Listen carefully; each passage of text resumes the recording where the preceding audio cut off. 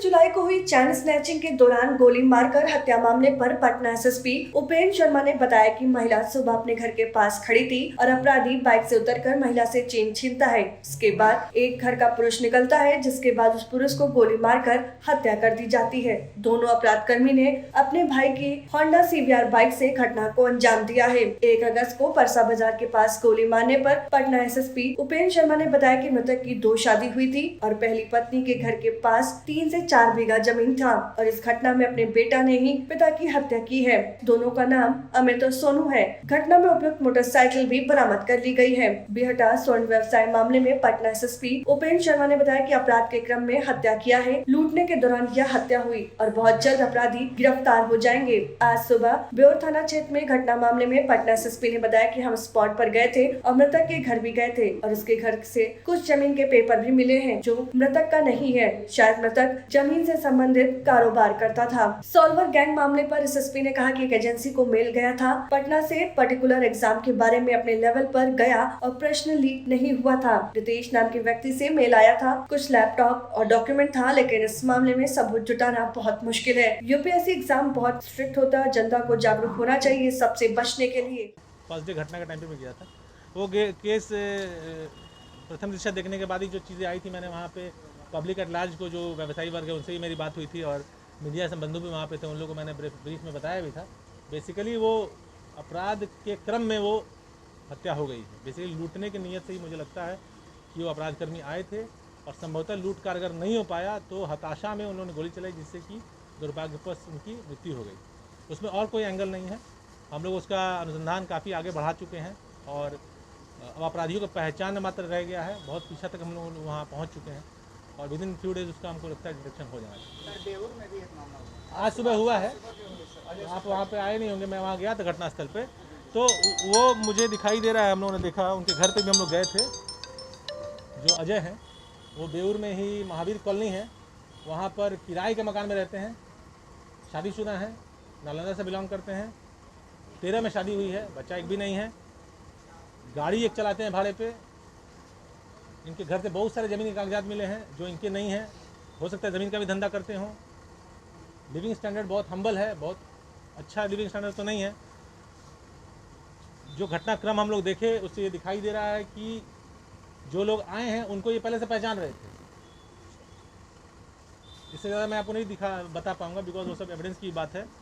तो अब हम लोग इनके ऊपर और इनके इकोसिस्टम पे हम लोग रिसर्च करेंगे कि किससे किससे इनका तारतम्य था और उससे केस निकल के आ जाना चाहिए। इसमें ज़्यादा टाइम नहीं लगेगा। रहते हैं तो फुल प्रूफ बनाया जाता है, लेकिन उसके बावजूद एक लूप होल निकाला है कि अब रैंक आ गई लड़के की, अब एडमिशन करवाने के नाम पे लिया जाए। तो जो लोग हैं उन लोगों को समझना चाहिए कि कोई भी एजेंसी लेजिटिमेट है, उसके प्रोटोकॉल के तहत ही एडमिशन हो रहा होगा। अगर थर्ड पार्टी कोई जाता है एडमिशन कराने तो उससे बचना चाहिए, कतराना चाहिए। लेकिन कहीं ना कहीं इसमें लोगों को भी सजग रहना होगा कि ऐसे सॉल्वर गैंग क्यों कस्टमर कहाँ से मिलता है, ये सोचने वाली बात है। ये तो जाके किसी का माथे पे पट्टी पे कट्टा सटा के तो नहीं बोल रहे कि मेरे को तुम ऐसे काम करवाओ। तो पब्लिक के लालच को, पब्लिक के शॉर्टकट को भी ये लोग एक्सप्लॉइट करते हैं।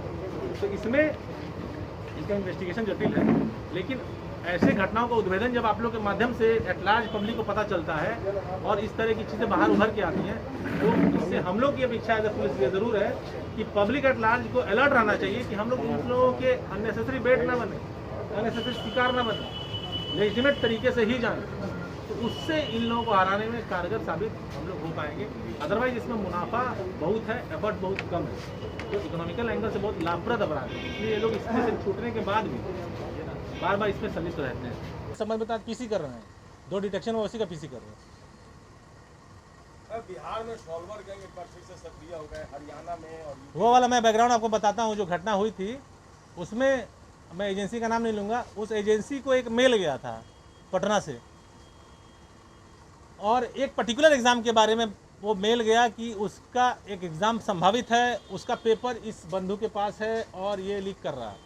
ठीक, वो लोग अपने लेवल पे बहुत प्रिलिमिनरी इंक्वायरी किए, करने के बाद चूंकि स्टेक हाई था, रेपुटेशन भी है इंस्टीट्यूशन का, लीक हो जाएगा पेपर, तो उन लोगों ने इसको उचित समझा कि पुलिस को, लोकल पुलिस को बताया जाए। वो मेरे पास आए मिलने के लिए, उच्च अधिकारी थे एक इंस्टीट्यूशन के, वो लोग आए हमारे पास, हम लोग उनकी बात 2-3 घंटे बाद हम लोगों की हुई और बातों से ये लगा, ये स्पष्ट हुआ कि ये मिस्चीफ वाला ही मैटर लग रहा है। हाँ, ये जिनकी तो इशारा कर रहा है उसका इतिहास हम लोग के पास था, लेकिन जिस तरह की कम्युनिकेशन थी उससे ये स्पष्ट हो रहा था कि लीक तो पेपर नहीं हुआ है। लेकिन फिर भी चूंकि मैटर इतना सेंसिटिव था, हम लोगों ने इसको वेरीफाई करना उचित समझा, तो उस प्रीलिमिनरी जो एप्लीकेशन आया था उस पर हम लोगों ने इन्वेस्टिगेट किया और चूँकि एफआईआर कोई बन नहीं रहा था, उस पर अभी सूचना मात्र थी, तो उस आधार पे हम लोगों ने एक व्यक्ति को पकड़ा, नाम मैं अभी मिस कर रहा हूँ, उसका भाई भी है जो पहले जेल वेल गया हुआ है, रितेश और अंशु सर। तो उस रितेश नाम है, और रितेश नाम से ही मेल भी गया था। भाई भी जो मेल करने वाला था उसने अपना आइडेंटिटी वगैरह सब गलत बताया था और टेलीग्राम पे बात की थी, तो उसको हम लोग नहीं ट्रेस कर पाए। जब इसको रेड किया गया तो इसके यहाँ से 4 लैपटॉप मिला था और कुछ मोबाइल्स मिले थे। लैपटॉप को खंगाला गया तो उसमें बहुत सारे डॉक्यूमेंट्स थे, एडमिट कार्ड्स थे, लोगों के फ़ोटोज़ थे, तो और इसका बैकग्राउंड भी था कि ये पहले ऐसा काम करता रहा है। जो पर्टिकुलर एग्ज़ाम के बारे में सूचना आई थी उस एग्ज़ाम संबंधी कुछ इन लोगों के पास नहीं मिला। वो टीम भी आई थी, इन लोगों से बात की, वो लोग संतुष्ट होकर गए और आज की स्थिति में सक्सेसफुली वो एग्ज़ाम कंडक्ट भी हो चुका है। लेकिन चूंकि उस लैपटॉप में बहुत सारी ऐसी चीज़ें थी जो कि इन लोगों के पास नहीं होना चाहिए था, इसलिए उनके उस संदर्भ में एक केस दर्ज किया गया, चीटिंग का, फॉर्जरी का, और केस करके उन लोगों को जेल भेजा गया है। लैपटॉप का भी इन लोगों के पास ओनरशिप डिटेल नहीं था, तो उसको भी मानते हुए कि ये लेजिटिमेट लैपटॉप नहीं है, उसको भी उन लोगों ने उसको भी जेल भेजा है।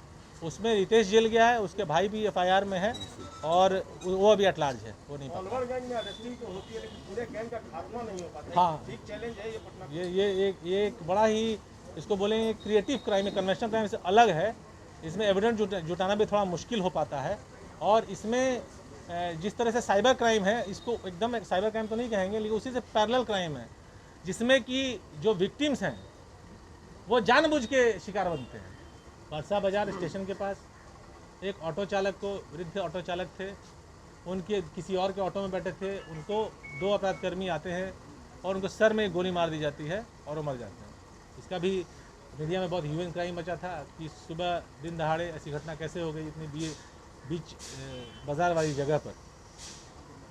वहाँ पर जो अभी थाना अध्यक्ष हैं वो डीएसपी प्रोबेशनर हैं ज्योति प्रिया, उन्होंने इस केस को बहुत चैलेंज के रूप में लिया। एसपी ईस्ट जितेंद्र कुमार इसका लगातार अनुश्रवण कर रहे थे और डे 1 से विद इन आवर्स ये केस डिटेक्ट हो गया था कि केस हुआ क्या है।